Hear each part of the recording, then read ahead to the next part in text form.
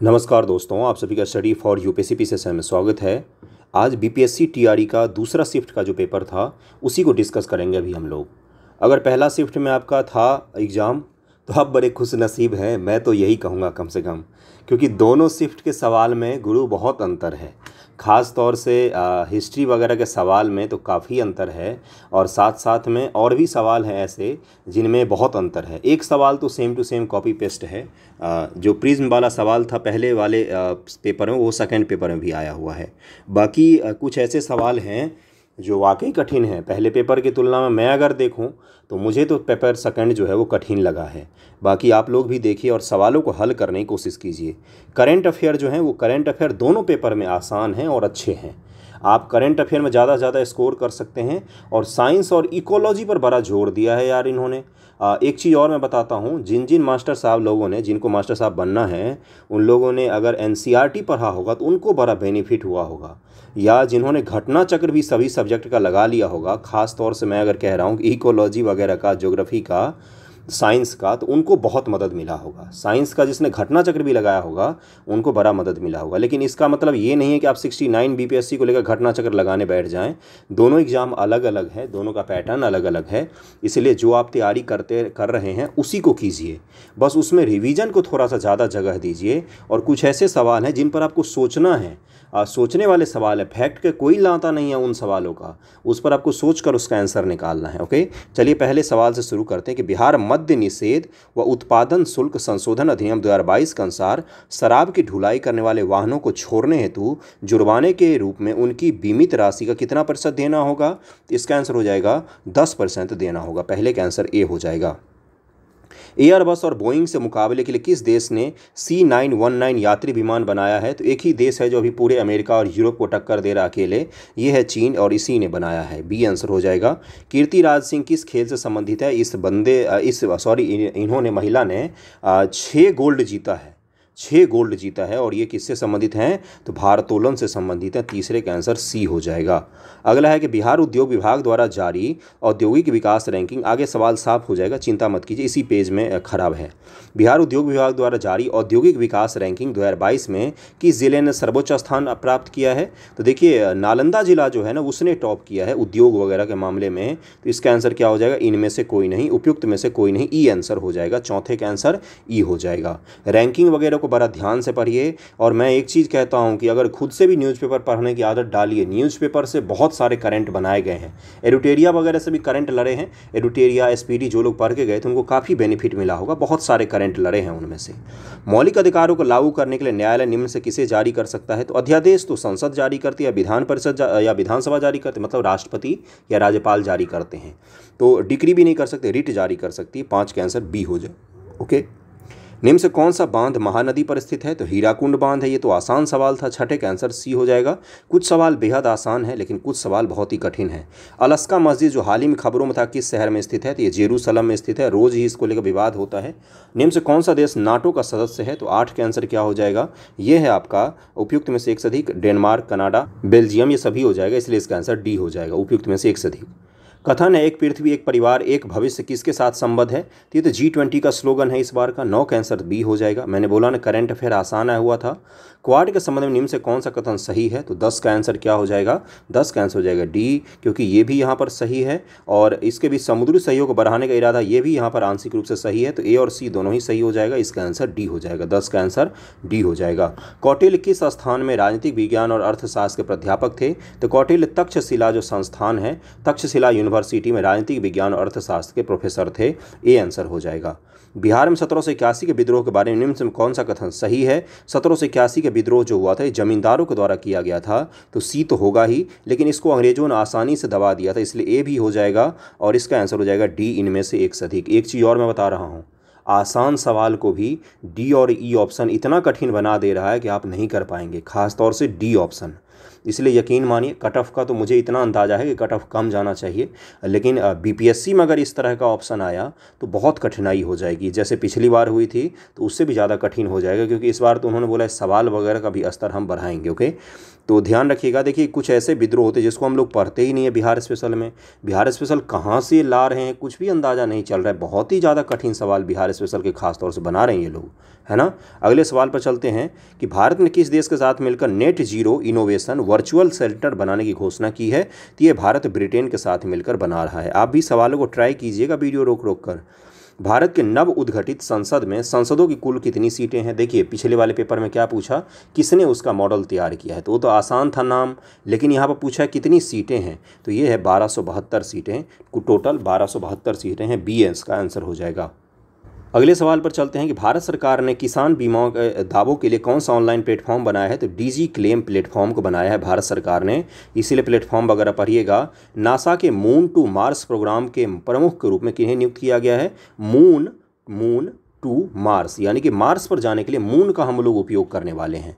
तो 16 का आंसर क्या हो जाएगा, सी। अमित क्षत्रिय का नाम आया है, 16 का आंसर सी हो जाएगा। अगला है भारत में 1952 के राष्ट्रीय वन नीति में उल्लिखित देश के कुल भौगोलिक क्षेत्र पर वन क्षेत्र का वांछित प्रतिशत कितना होना चाहिए। तो ये 33% होना चाहिए। ये तो आसान सवाल था, 17 का आंसर बी हो जाएगा। ये सब सवालों में गलती नहीं होनी चाहिए। निम्न से कौन सा स्थानांतरित कृषि का स्थानीय नाम है। देखिए झूम कृषि से पिछले वाले वीडियो में पूछा गया, लेकिन उससे विश्व स्तर पर पूछ लिया गया था पिछले वाले पेपर में। और इसमें क्या पूछा गया, कौन सा स्थानांतरित कृषि का स्थानीय लोकल नेम कौन सा है। तो पोदू भी नाम है, दहिया भी नाम है और बेवर भी नाम है। इसका आंसर हो जाएगा डी। 18 का आंसर क्या हो जाएगा, डी हो जाएगा। 19 नंबर पर हम लोग आ गए। अमेजन बेसिन में एक बड़े मकान, देखिए अमेजन बेसिन से पिछले वाले पेपर में भी था। अमेजन बेसिन में एक बड़े मकान को क्या नाम दिया गया है जिसकी छत की तिरछी खड़ी ढाल होती है। तो 19 का आंसर क्या हो जाएगा, उसको मलोका कहा जाता है। मलोका क्या कहा जाता है अमेजन बेसिन में, तो मलोका कहा जाता है। छत की ढाल जो होती बिल्कुल तिरछी होती है। ऐतिहासिक दक्षिणापथ नामक क्षेत्र का विस्तार है। देखिए उत्तरापथ और दक्षिणापथ तो आप लोगों ने पढ़ा होगा, उसका विस्तार के बारे में पूछ लिया गया है। तो याद कीजिए, सातवाहनों की डायनेस्टी याद कीजिए, उसमें उत्तरापथ और दक्षिणापथ का जिक्र मिलता है। दक्षिणापथ पर उन लोगों ने कब्जा किया था।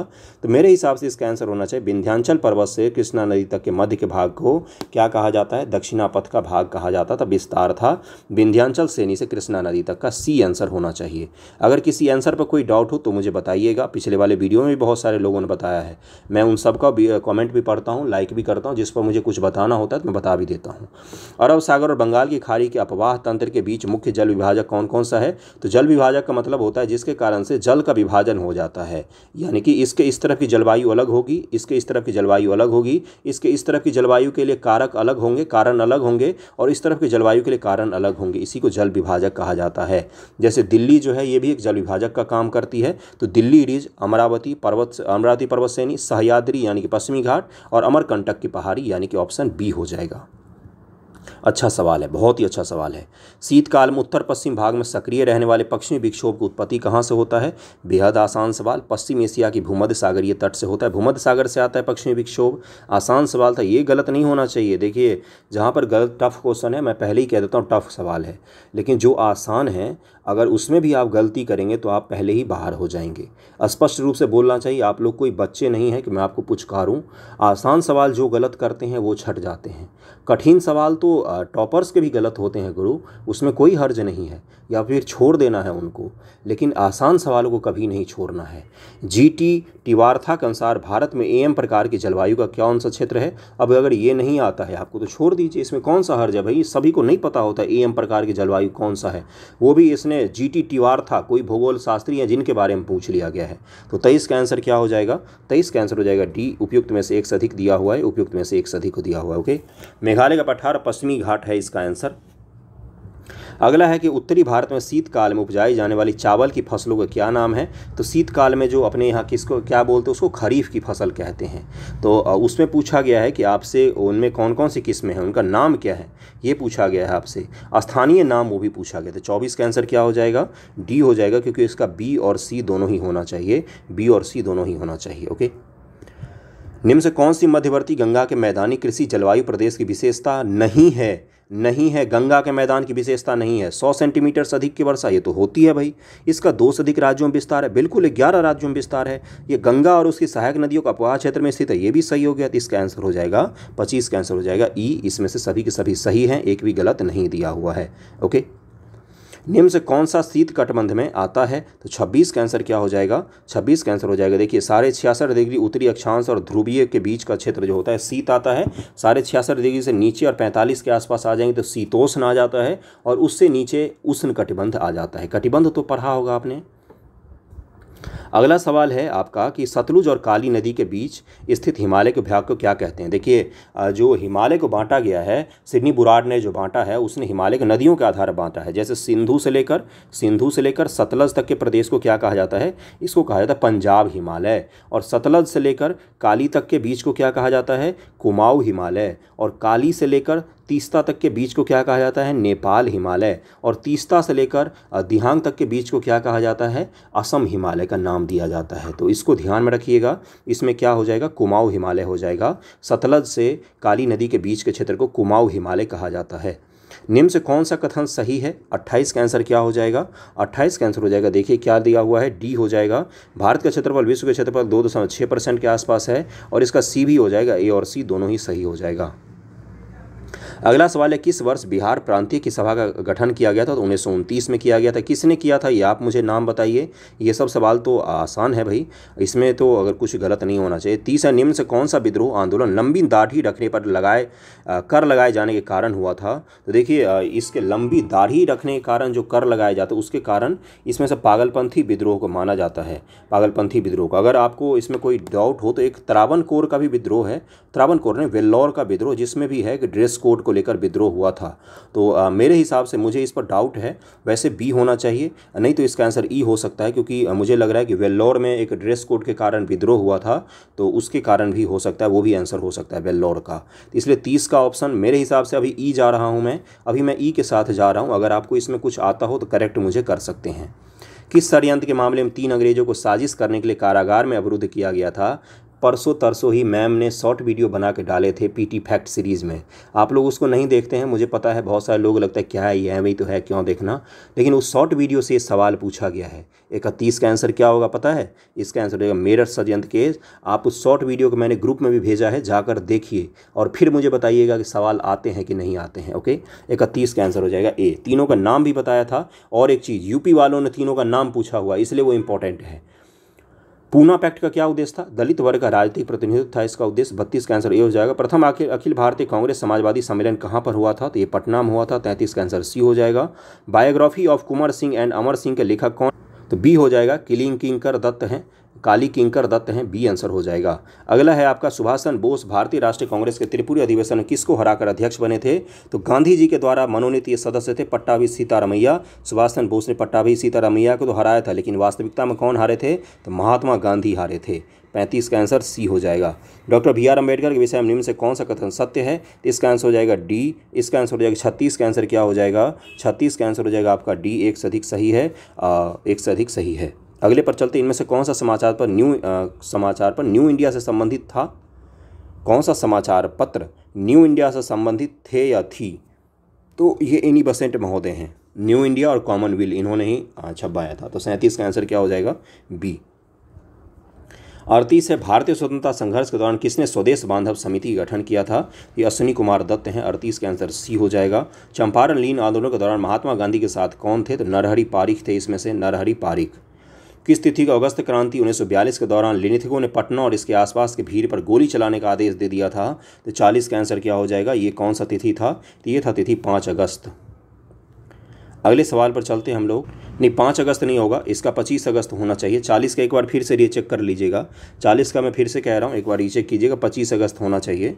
यहाँ पर मेरे से मिस्टेक हुआ, 25 अगस्त होना चाहिए। अगर इसमें आपको कोई भी कन्फ्यूजन हो या डाउट हो, या मैं अगर गलत बोल रहा हूँ तो आप मुझे बताइएगा, मैं इसको करेक्ट कर दूंगा। एक बार आप भी चेक कर लीजिएगा। कठिन सवाल है ये, क्योंकि तिथि से पूछा गया। तिथि कोई भी नहीं पढ़ता कि किस तिथि को गोली चलाया गया था। 41 नंबर पर आ जाते हैं हम लोग। 41 नंबर क्या है कि समुद्र पारीय भारतीय नागरिक OCI योजना में भारत में निम्नलिखित में से किस अधिनियम द्वारा आरंभ की गई थी? इसका आंसर हो जाएगा डी। 41 का आंसर क्या हो जाएगा? डी, इनमें से एक से अधिक इसका आंसर हो जाएगा। 1955 और बी और सी दोनों ही होना चाहिए। निम्नलिखित में कौन सा भारत में कठोर जाति व्यवस्था का लोप होने का मुख्य कारण है? तो साक्षरता भी है, सामाजिक सुधार भी है, संविधान भी है। तो इसका आंसर डी हो जाएगा, 42 का आंसर डी हो जाएगा। इसमें कोई फैक्ट नहीं है बंधु, इसमें आपको सोचना है कि कौन कौन सा कारण हो सकता है। अभी मैंने बताया ना आपको कि कुछ कुछ सवाल ऐसे हैं जिस पर आपको सोचना था। भारत की केंद्रीय सरकार का पंचायती राज मंत्रालय निम्न से किस वर्ष में निर्मित हुआ? तो 2004 में निर्मित हुआ था। 43 का आंसर बी हो जाएगा। 44 नंबर सवाल पर चलते हैं। इनमें से कौन विश्वास करता था कि एक साम्यवादी समाज भविष्य का प्राकृतिक समाज है? तो कार्ल मार्क्स का विश्वास था ऐसा। इसमें से कौन द सोशल कॉन्ट्रैक्ट नामक पुस्तक का लेखक है? तो ये तो रूसो है, रूसो हो जाएगा। बुक वगैरह से सवाल खूब पूछ रहा है यार, आप लोगों से बुक वगैरह को ध्यान से देखकर जाइएगा आप। निम्नलिखित में से किसका भारतवर्ष के अंतर्गत बहुउद्देशीय परियोजना के विरुद्ध शुभारंभ किया गया था? देखिए, भारतवर्ष में बहुउद्देशीय परियोजना के खिलाफ आंदोलन के रूप में शुरू किया गया था। तो चिपको आंदोलन भी था, टिहरी आंदोलन भी था, नर्मदा बचाओ आंदोलन भी था। इसका आंसर हो जाएगा डी। बहुउद्देशीय परियोजना का मतलब होता है बड़े बड़े बांध वगैरह जो बनाए गए, जैसे नर्मदा जो बांध बनाया गया तो उसके खिलाफ आपने सुना होगा नर्मदा बचाओ आंदोलन वगैरह चलाया गया था। जो अभी अभी सरदार सरोवर बांध जो बना है वो नर्मदा नदी पर ही बना है। इसी के खिलाफ बहुत दिनों से आंदोलन वगैरह हो रहा था। तो इसका आंसर क्या हो जाएगा? इसका आंसर हो जाएगा डी, उपयुक्त में से एक से अधिक। मेधा पाठक वगैरह का नाम सुना होगा आपने। निम्न से कौन सा भारत के संविधान के अंतर्गत मूल कर्तव्य है? तो 47 का आंसर क्या हो जाएगा? मूल कर्तव्य की बात करें हम लोग तो डी हो जाएगा, इनमें से एक से अधिक हो जाएगा। अपने बच्चों को शैक्षणिक अवसर प्रदान करना, प्राकृतिक पर्यावरण को सुरक्षित करना, देश की एकता अखंडता को कायम रखना। पाकिस्तान और द पार्टीशन ऑफ इंडिया, मैंने कम्युनिटी में ये प्रश्न डाला था, बहुत पहले डाला था, करीबन 6-7 महीने हो गए हैं। ये डॉक्टर भीमराव अंबेडकर जी की बुक है, the partition of the India. Pakistan और द पार्टीशन ऑफ इंडिया, ये किसने लिखा है? डॉक्टर अंबेडकर जी ने लिखा है। आयरलैंड को ज़बरदस्ती यूनाइटेड किंगडम में 1801 में मिलाया गया था। 49 का आंसर ए हो जाएगा, 49 का आंसर ए हो जाएगा। सर्व शिक्षा अभियान अटल बिहारी वाजपेयी जी के समय में प्रारंभ किया गया था। 50 का आंसर भी ए होगा। श्रीलंका कब स्वतंत्र हुआ था? तो 1948 में, हमारे 1 साल बाद स्वतंत्र हुआ था। ए आंसर हो जाएगा। अन्नपूर्णा योजना राशन कार्ड किसके लिए है? तो ये गरीबी रेखा से नीचे वाले परिवारों के लिए होता है। ए आंसर हो जाएगा। अगला है आंदोलन के नाम और उनसे संबंधित महत्वपूर्ण केंद्र हैं। इसको मैच करना है आपको। नील के पौधे लगाने वाले का आंदोलन कहाँ पर हुआ था? तो ये हुआ था आपका चंपारण में। खेतिहर सत्याग्रह खेरा में। उसके बाद से और क्या हो जाएगा? तो कपास मिलों का क्या था? कपास मिल का क्या हो जाएगा? तो ये अहमदाबाद में था मिल आंदोलन। असहयोग आंदोलन को बंद करने के लिए आंदोलन चौरा चोरी हो जाएगा। इसका आंसर हो जाएगा ए। अगले पर चलते। भारत प्रेस की स्वतंत्रता लोगों को प्राप्त है किससे? तो आर्टिकल 19(1)(a) के तहत प्राप्त है। जिसमें क्या बोला गया? अभिव्यक्ति की स्वतंत्रता, उसी के तहत प्रेस की स्वतंत्रता है। तो 54 का आंसर ए हो जाएगा। 55 का आंसर क्या हो जाएगा? 55 नंबर है कुछ प्रांतों में संसाधनों की उपलब्धता, संबंधित प्रांतों के नाम। आप इसको मैच कीजिए एक बार। 55 का आंसर आप खुद भी निकालने की कोशिश कीजिए। देखिए क्या क्या दिया हुआ है इसमें।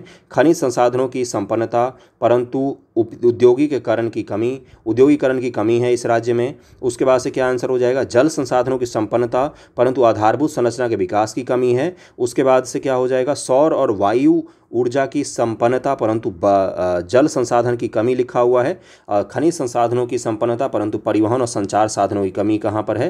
तो देखिए डी का संचार साधन के परिवहन की कमी लद्दाख में है, जल की कमी राजस्थान में है, और जल संसाधनों की संपन्नता परंतु आधारभूत संरचना की कमी अरुणाचल प्रदेश में है। खनिज संसाधन तो बहुत सारे हैं लेकिन उद्योग वगैरह नहीं है झारखंड में।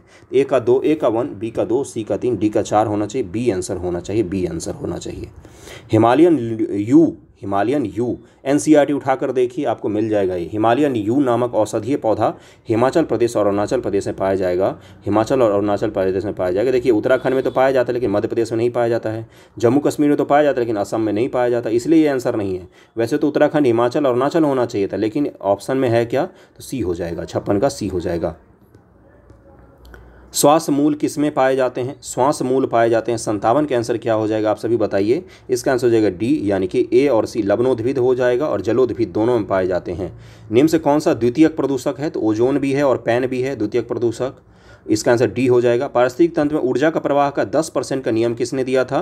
तो लिंडरमैन का नियम है। लिंडरमैन का नियम है कि ऊर्जा का 10% का प्रवाह होता है। और इसी आधार पर एक और सवाल पूछा गया इसी पेपर में, यही 10% पूछ लिया गया कि ऊर्जा का प्रवाह एक स्तर से दूसरे स्तर पर कितने परसेंट होता है? 10%।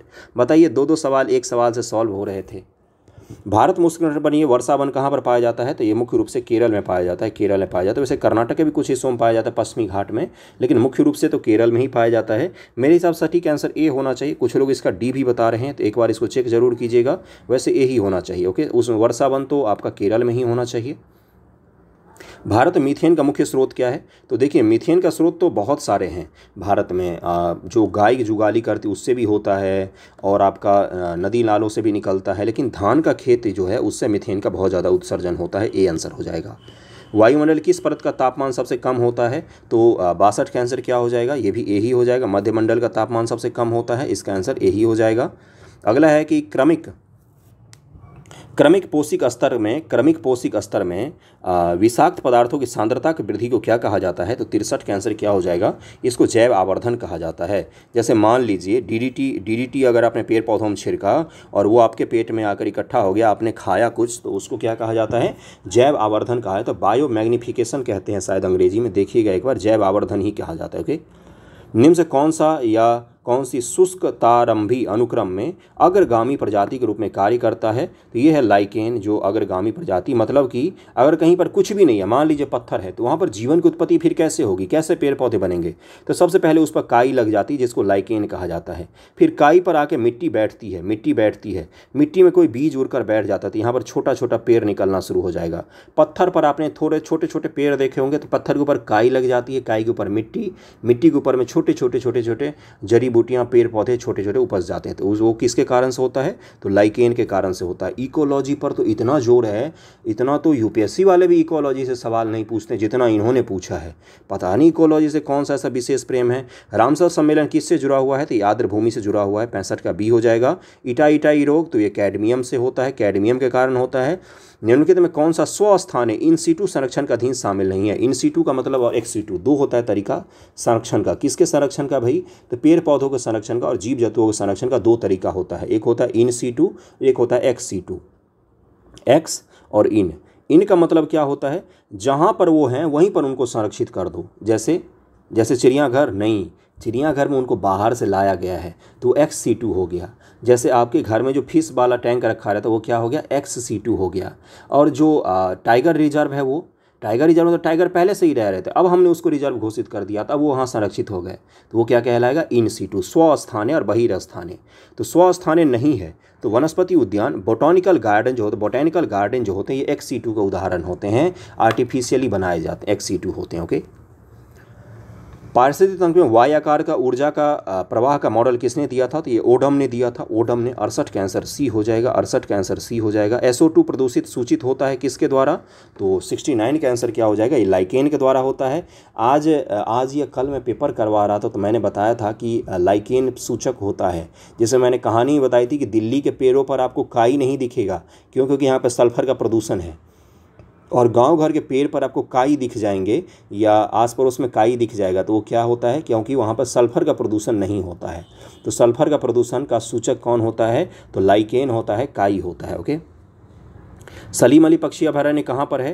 तो ये तो गोवा में है, तो इसका आंसर तो ई होना चाहिए। 70 का आंसर ई हो जाएगा। 71 IUCN का मुख्यालय कहाँ पर है? तो ये है आपका स्विट्जरलैंड। 71 का सी हो जाएगा। एक पोषी स्तर से दूसरे पोषी स्तर में कितनी ऊर्जा अवशोषित होती है? अभी मैंने बताया, ऊर्जा का 10% नियम ही यही है, तो इसका आंसर क्या हो जाएगा? 72 का आंसर बी हो जाएगा। अगला कौन सा? मैथमेटिक्स आ गया। चलिए अगले वाले सवाल पर चलते हैं। 105 नंबर सवाल से अब साइंस के कुछ सवाल हैं जो आपको करने चाहिए। कहाँ गया 105 नंबर? ये रहा। विटामिन B12 का रासायनिक नाम क्या है? तो कोबालामीन नाम है। 105 का बी हो जाएगा। निम्न से कौन सा अम्ल क्षार का संकेतक है? तो हल्दी जो है ये नेचुरल संकेतक होता है, नेचुरल इंडिकेटर होता है, बी आंसर हो जाएगा। जब मृदा अति क्षारीय हो तो उसमें पौधे पैदा नहीं होते, तब मृदा की गुणवत्ता में सुधार के लिए क्या मिलाया जाता है? तो 107 का आंसर क्या हो जाएगा? 107 का आंसर हो जाएगा, उसमें कार्बनिक पौधे मिला देंगे, कार्बनिक पदार्थ मिला देंगे, क्योंकि अति क्षारीय है, ये लवणीय नहीं क्षारीय मृदा है। ओके, फ़ारेनहाइट पैमाने पर परम शून्य तापमान का मान कितना होता है? तो 108 का आंसर हो जाएगा ए, -459.4 डिग्री फ़ारेनहाइट। अगले सवाल पर चलें हम लोग। अगला सवाल है कि प्रकाश तरंगें किस प्रकार की तरंगें होती हैं? 109 का आंसर हो जाएगा सी, अनुप्रस्थ तरंगें होती हैं। साइंस के सवाल आसान है ना उससे। प्रबल अम्ल और दुर्बल क्षालक से बने लवण का pH क्या होता है? देखिए स्ट्रॉन्ग एसिड है और आपका कमज़ोर सॉल्ट है, क्षारक है, बेस है, तो उससे क्या बनेगा ये पूछा गया है। तो 110 का आंसर क्या हो जाएगा, 7 से कम वाले पीएच, यानी कि एसिडिक होगा नेचर में, क्योंकि एसिड सॉलिड है, मतलब कि एसिड बहुत ही ज़्यादा स्ट्रांग है, तो एसिडिक होगा जो भी बनेगा वो नेचर में, तो 7 से कम उसका पीएच होगा। 1 गीगाबाइट बराबर होता है किसके, 1024 MB के बराबर होता है, और 1024 GB किसके बराबर होता है, 1 TB के बराबर होता है, 1 टेराबाइट, ओके। और 1024 KB किसके बराबर होता है, तो 1 मेगाबाइट के बराबर होता है। सोडियम हाइड्रोक्साइड और हाइड्रोक्लोरिक अम्ल की अभिक्रिया से सोडियम क्लोराइड और जल बनते हैं, तो ये कौन सी अभिक्रिया है, तो 112 का आंसर हो जाएगा सी, ये उदासीकरण है। ऊर्जा उत्पादन के लिए कोशिका प्रायः किसका उपयोग करती है, तो ग्लूकोज का उपयोग करती है, ग्लूकोज का। पीयूष ग्रंथि का कार्य क्या है, तो इसका आंसर डी हो जाएगा, इनमें से एक से अधिक होना चाहिए। मस्तिष्क के कौन से भाग को रक्तचाप को नियंत्रित करता है, मस्तिष्क का कौन सा भाग करता है, तो 115 का आंसर हो जाएगा ए, पोन्स, मेंडुला और सेरिबेलम।